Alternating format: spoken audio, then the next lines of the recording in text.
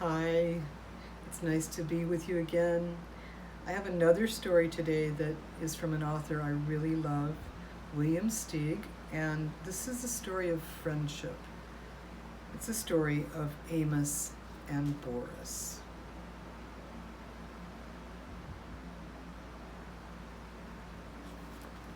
It's a little long, but I think you'll like it. Amos, a mouse, lived by the ocean. He loved the ocean. He loved the smell of sea air. He loved to hear the surf sounds, the bursting breakers, the backwashes with rolling pebbles.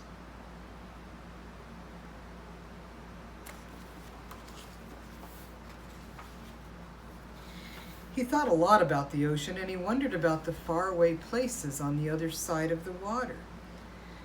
One day he started building a boat on the beach. He worked on it in the daytime, while at night he studied navigation.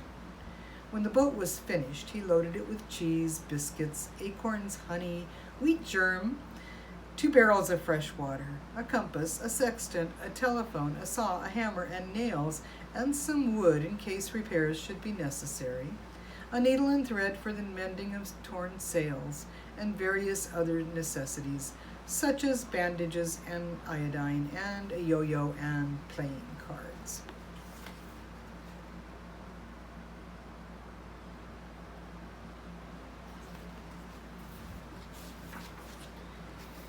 On the 6th of September, with a very calm sea, he waited until the high tide had almost reached his boat, and then, using his most savage strength, he just managed to push the boat into the water, climb on board, and set sail. The Rodent, for that was the boat's name, proved to be very well made and very well suited to the sea, and Amos, after one miserable day of seasickness, proved to be a natural sailor, very well suited to the ship. He was enjoying his trip immensely. It was beautiful weather. Day and night he moved up and down on waves as big as mountains, and he was full of wonder, full of enterprise, and full of love for life.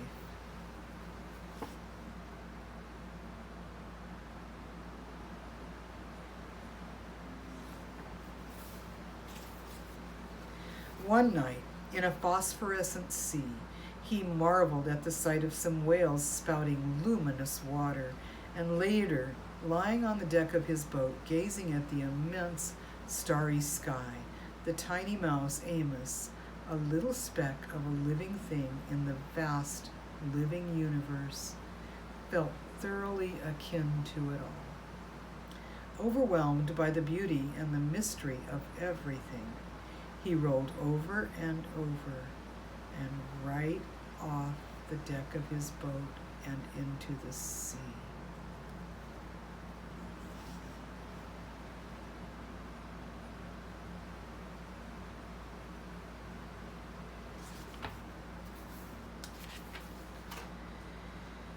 Help, he squeaked as he desperately grabbed at the rodent, but it evaded his grasp and it went bowling along under full sail, and he never saw it again.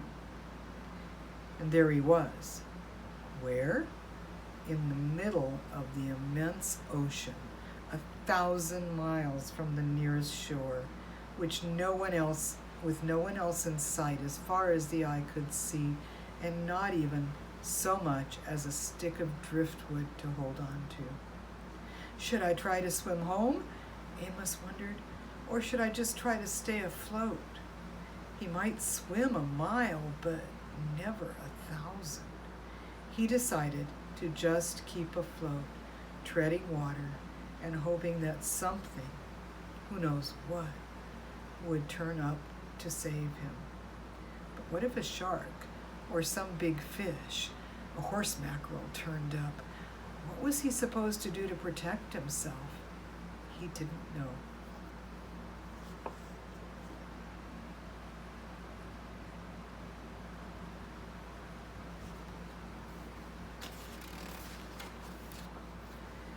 Morning came, as it always does.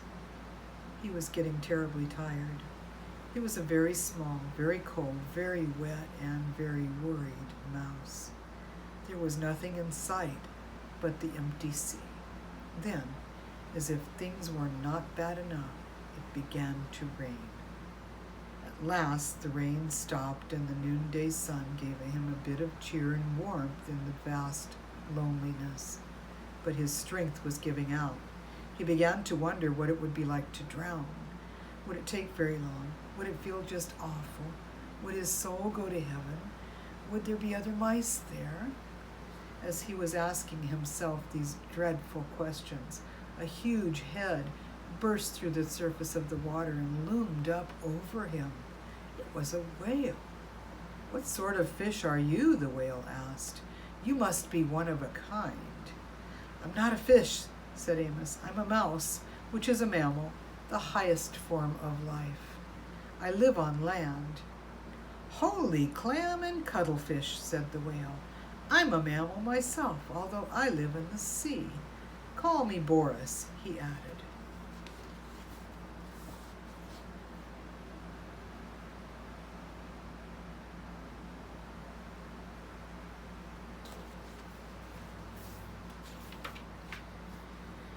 Amos introduced himself and told Boris how he came to be there in the middle of the ocean. The whale said he would be happy to take Amos to the Ivory Coast of Africa, where he happened to be headed anyway, to attend a meeting of whales from all of the 7 seas. But Amos said he'd had enough adventure to last him a while. He only wanted to get back home, and he hoped the whale wouldn't mind going out of his way to take him there. "Not only would I not mind," said Boris, "I would consider it a privilege. What other whale in all the world ever had the chance to get to know such a strange creature as you? Please climb aboard."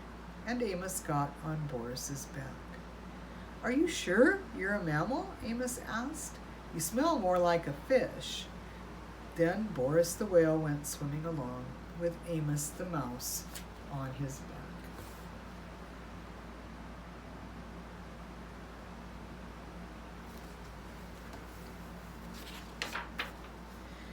What a relief to be so safe, so secure again. Amos lay down in the sun, and being worn to a frazzle, he was soon asleep.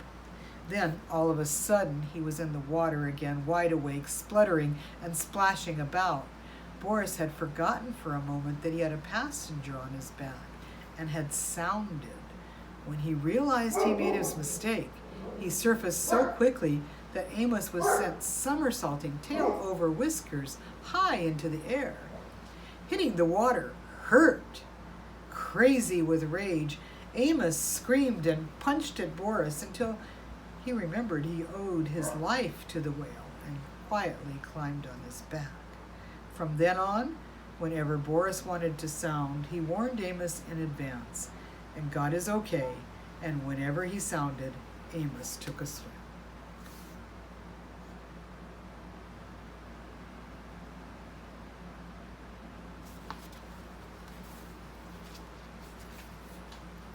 Swimming along, sometimes at great speed, sometimes slowly and leisurely, sometimes resting and exchanging ideas, sometimes stopping to sleep, it took them a week to reach Amos's home shore. During that time, they developed a deep admiration for one another. Boris admired the delicacy, the quivering daintiness, the light touch, the small voice, the gem-like radiance of the mouse. Amos admired the bulk, the grandeur, the power, the purpose, the rich voice, and the abounding friendliness of the whale. They became the closest possible friends. They told each other about their lives, their ambitions. They shared their deepest secrets with each other. The whale was very curious about life on land and was sorry that he could never experience it. I'm not sure I understand. Amos was fascinated by the whale's accounts of what went on deep under the sea.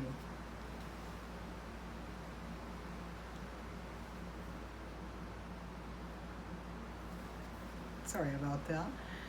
Amos sometimes enjoyed running up and down on the whale's back for exercise.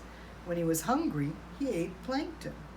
The only thing he missed was fresh, unsalted water.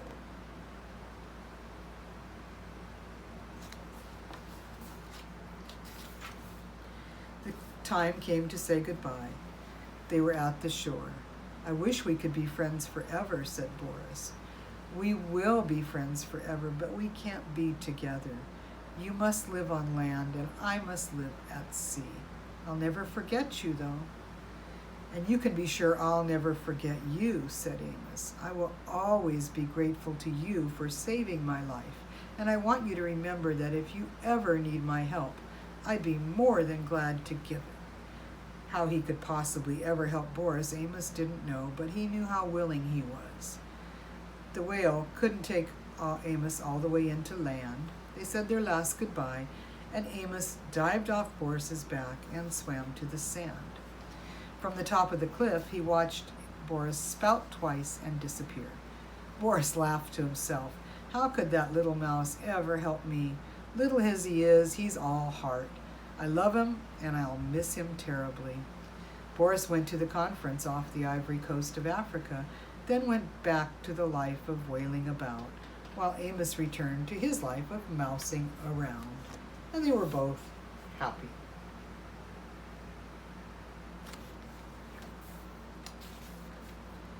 Many years after the incidents just described, when Amos was no longer a very young mouse, and when Boris was no longer a very young whale, there occurred one of the worst storms of the century, Hurricane Yetta.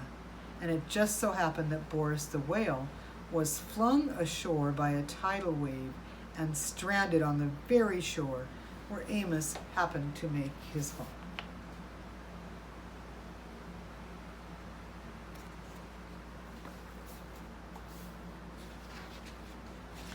It also just so happened that when the storm had cleared up and Boris was laying high and dry on the sand, losing his moisture in the hot sun and needing desperately to be back in the water, Amos came down to the beach to see how much damage Hurricane Yetta had done.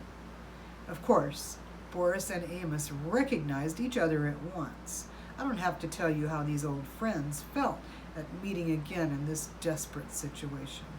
Amos rushed towards Boris. Boris could only look at Amos.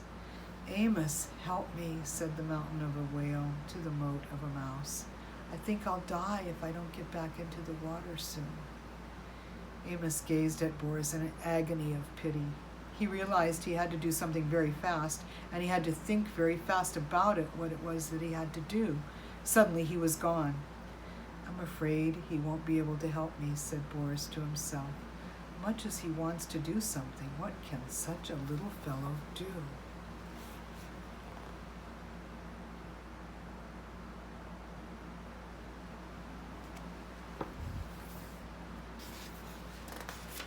Just as Amos had once felt all alone in the middle of the ocean, Boris felt now lying alone on the shore. He was sure he would die. And just as he was preparing to die, Amos came racing back with two of the biggest elephants he could find.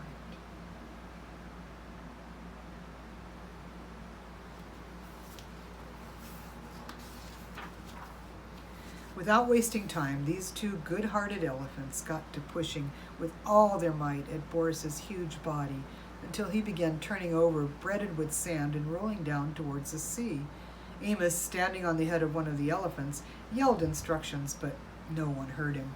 In a few minutes, Boris was already in water with waves washing at him, and he was feeling the wonderful wetness.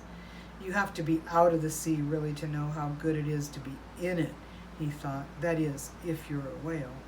Soon he was able to wiggle and wiggle and wiggle into deeper waters.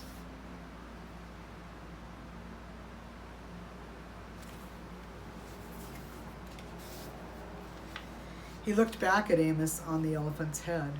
Tears were rolling down the great whale's cheeks. Tears were rolling down the tiny mouse's cheeks, too. "Goodbye, dear friend," squeaked Amos. "Goodbye, dear friend," rumbled Boris, and he disappeared in the waves. They knew they might never meet again. They knew they would never forget each other.